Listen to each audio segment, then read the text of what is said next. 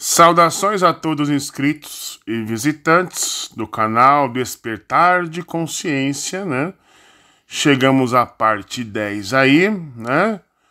E um assunto que me chamou a atenção nessa live aí do Antônio Miranda com a arqueóloga, né? Angela Natel, né? Foi essa questão aí da Axerá com a Virgem Maria, né? E o porquê que esse culto à divinização do feminino é uma coisa tão exacerbada até os dias de hoje. Lembrando que eu não tenho nada contra os católicos, nada contra a Igreja Católica, Virgem Maria, nada. É só uma questão de saber o motivo por que existiu e ainda por que existe esse culto ao sagrado feminino. E a Angela Natel, ela revelou algo, né, com o Antônio Miranda, algo que me deixou surpreso. E que você que está me assistindo aí vai entender o porquê a relação Axerá com a Virgem Maria, tá? Mas antes da gente começar aí, eu vou colocar algumas informações para vocês. Quando é que esse negócio de culto a Maria aí começou a surgir no meio católico? Tá? Porque existe uma data específica que esse negócio de culto à Virgem Maria aconteceu, porque antes não tinha no catolicismo. Começou-se numa data exata aí, tá bom? E que logo após aí a análise, né, das informações das datas que foram criados esse culto à Virgem Maria, a gente vai começar a analisar aí a live da Angela Natel com o Antônio Miranda, e você vai notar e perceber comigo que as peças do quebra-cabeça se encaixam perfeitamente. Os católicos podem discordar à vontade, mas contra fatos não existem argumentos. Quem está assistindo essa série do começo até aí a parte 10, né? E quem teve o privilégio de assistir a live da Angela Natel com o Antônio Miranda vai entender muito bem as raízes de onde vêm as coisas, né? Vamos seguir para o estudo aí. Vamos começar aqui a análise de algumas heresias católicas, né? Para assim dizer, como surgiu essa questão de colocar a Virgem Maria para dominar as mulheres na Igreja Católica, né? Aí temos algumas informações. A exaltação de Maria.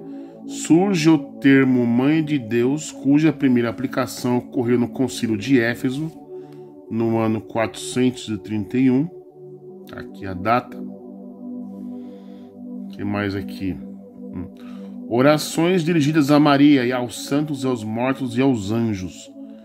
Ocorreu aqui a data 600, quer dizer, antes disso não tinha, né? Engraçado, né? Temos também essa doutrina aqui, ó. Ave Maria, parte da última metade foi acrescentada 50 anos depois e aprovada pelo Papa Sisto V no final do século XVI, em que ano? 1508.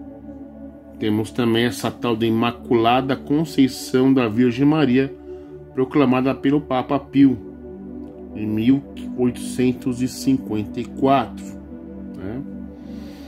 Imaculada Conceição da Virgem Maria, proclamada pelo Papa Pio em 1854, né? Assunção da Virgem Maria, ascensão corporal ao céu, um pouco depois de sua morte, proclamada pelo Papa Pio, 1950. Maria proclamada mãe da Igreja pelo Papa Paulo VI, né? Fora que nós temos aqui algumas coisas interessantes, né? Cadê aqui, ó? Jejum nas sextas-feiras e durante a quaresma. Foi criado em 998. Venda de indulgências, 1190. O rosário, oração mecânica com contas, inventadas por Pedro, o Ermiratão, 1090. Missa ensinada pelo Pascácio Rodbert, aprovada no Concílio de Latrão, 1215. Adoração à hóstia, decretada pelo Papa Honório III em 1220. Proibição da Bíblia aos leigos. A Bíblia é inserida no índice de livros proibidos pelo Concílio de Valença, 1229. Purgatório, proclamado como dogma pelo Concílio de Florença, em 1439. Tradição, declarada de igual autoridade que a Bíblia pelo Concílio de Trento, em 1545. Livros apócrifos acrescentados à Bíblia pelo Concílio de Trento, em 1546. O sinal da cruz começou lá no ano 300. Antes não tinha. Velas de cera começou inserida em 320. Aí temos essa tal da lei dominical, promulgada por Constantino, ordena o repouso no primeiro dia da semana, o que? Domingo, começou em 321. Concílio de Laodiceia adota o domingo como o dia do Senhor, 346. Veneração dos anjos e dos mortos, uso de imagens, 375. Missa como celebração diária, 394. Sacerdotes começam a vestir-se de forma distinta dos leigos no ano 500, quer dizer, não tinha, né? A extrema-unção foi inventada em 526. Doutrina do purgatório, estabelecida por Gregório I, em 593. O latim usado nas orações e cultos, imposto por Gregório I, ano 600. O culto à cruz, imagens e relíquias é autorizado. Beijar o pé do Papa começa com o Papa Constantino, em 709. Água benta misturada com um pouco de sal e abençoada por um sacerdote, ano 850, quer dizer, antes não tinha. O Colégio de Cardeais é estabelecido, 927. Canonização dos santos mortos, já pela primeira vez pelo Papa, né? Papa V, 15º, né? Em 995. Além desses, outros elementos poderiam ser lembrados, tais como padres, freiras, conventos, a 40 dias de litania, Semana Santa, Domingo de Ramos, Quarta-feira de Cinzas, o Dia de Todos os Santos, quando não se pode comer carne vermelha, somente peixe, incenso, ramos sagrados, amuletos, novenas, etc. Foi tudo acrescentado depois, né? Então são aqui uma lista de pequenas heresias católicas. Então a Igreja Católica não pode se colocar como Igreja Apostólica, porque apostatou, olha um monte de coisa aqui. Aí vem aquela pergunta, né? Nada contra, né? Mas na Igreja Apostólica, né? Naquela igreja lá do Novo Testamento, qual dos santos, né? Qual dos santos praticava esses monte de coisa aqui, né? Nenhum deles, né? Aí pergunta-se, né? Quais dos santos lá do Novo Testamento, da Igreja Apostólica, praticava esses monte de coisa aí, né? Para a Igreja Católica ser considerada como uma Igreja Apostólica, né? Nenhuma, né? Nenhuma dessas coisas os apóstolos, Jesus, né, os discípulos faziam, mandavam fazer. Tudo isso aqui é heresia católica que veio surgindo depois da chamada apostasia, né? Aí depois a igreja quer se intitular-se, né, apostólica, etc. Apostólica onde, gente? Tanta heresia que tem aqui. E antes da gente começar a nossa investigação, eu vou deixar aí uma pergunta para os católicos que estão assistindo este vídeo, né? Lembrando a todos que eu não sou cristão, não sou protestante, mas fica aqui um desafio para todos os católicos do Brasil e do mundo aí, palestrantes, pregadores católicos famosos do YouTube, né? Eu vou deixar essas três aqui, opções aqui, ó. Oração pelos mortos, o sinal da cruz e velas de cera. Deixe nos comentários se você souber de algum discípulo no Novo Testamento ou do próprio Jesus de preferência ensinando os discípulos a fazer isso aqui. Tem algum discípulo fazendo o sinal da cruz? Paulo, Jesus, Mateus, Marcos, Lucas, João do Apocalipse? Tem? Coloca o texto aí, vamos. Oração pelos mortos. Mostra alguém no Novo Testamento fazendo oração pelos mortos? Mostra algum discípulo, ou o próprio Jesus, acendendo vela de cera? Pedindo intercessão dos mortos para os vivos aqui? Assim como os católicos o fazem? Se alguém mandar uma coisa ali no Novo Testamento, filho, aí a gente conversa. Aí eu me comprometo a virar católico, cara. Se vocês me mostrar um discípulo fazendo o sinal da cruz. Porque se não tem no Novo Testamento, filho, esquece. Heresia. Tem alguém assinando vela de cera para algum morto aí em favor do vivo?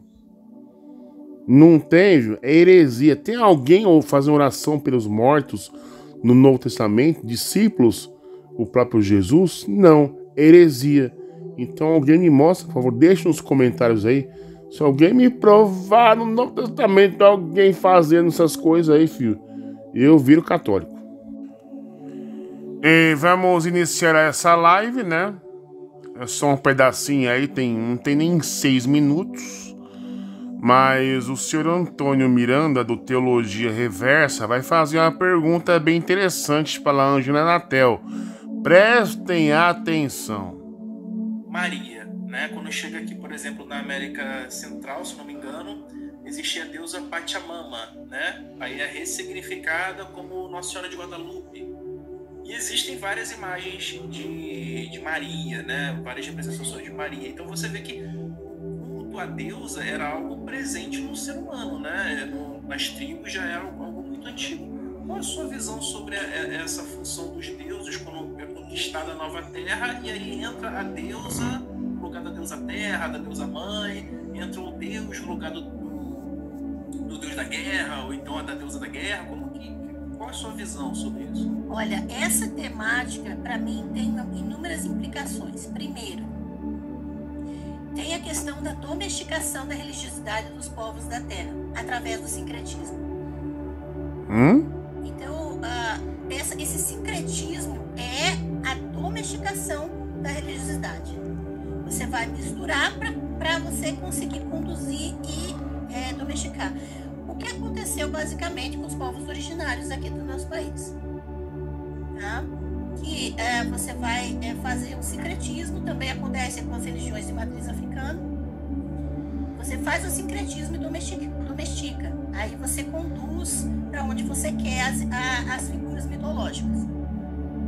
Você demoniza aquilo que você quer apagar e desmoralizar.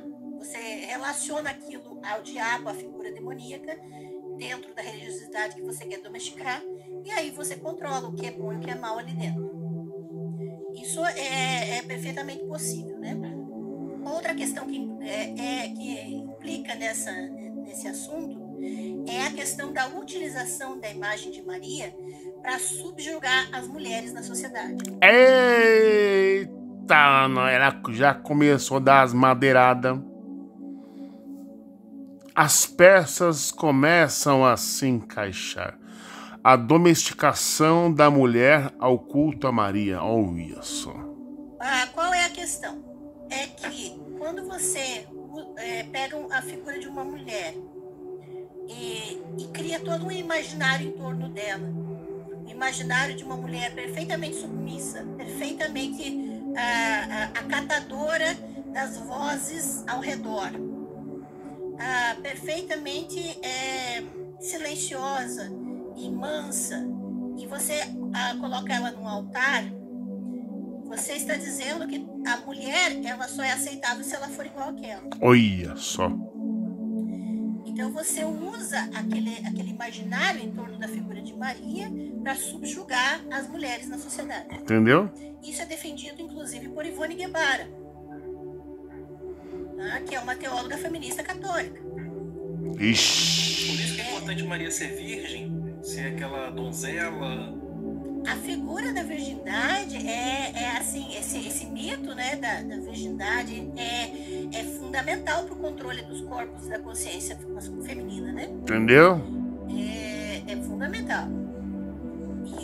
E veja, e ainda, nessa questão de Maria, ainda tem a desculpa do ecumenismo e diálogo interreligioso para refletir de forma narcísica a própria religião sobre outros. Então, o que eu estou dizendo? Eu estou falando que quando você fala em ecumenismo, em diálogo interreligioso, e geralmente os teólogos progressistas também fazem esse tipo de ponte, e dizer, não, só existe um Deus, ele só tem nomes diferentes, como é o caso de Maria.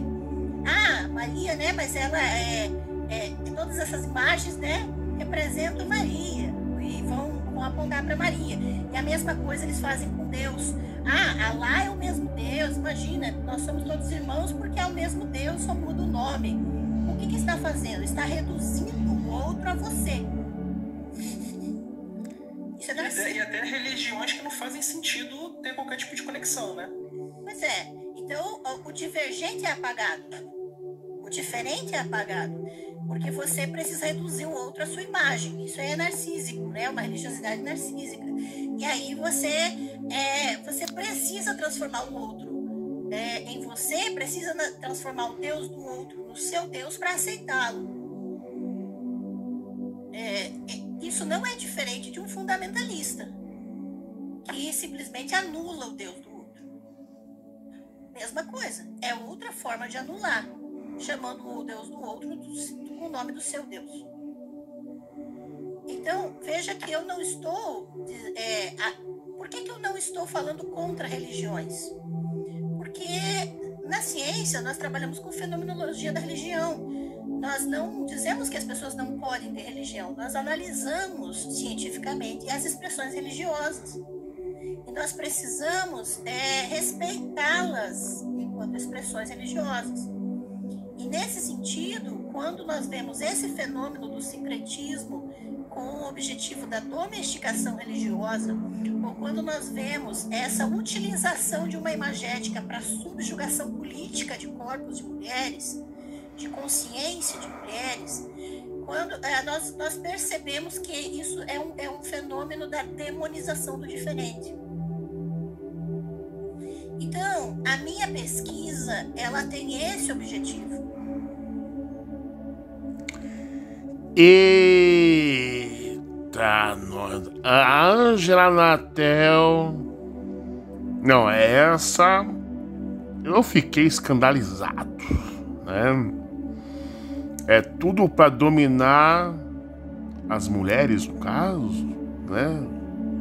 A Pachamama do passado, na verdade, é uma Virgem Maria. A Axera é, na verdade, a Virgem Maria, só que numa outra cultura posterior. Rapaz, olha,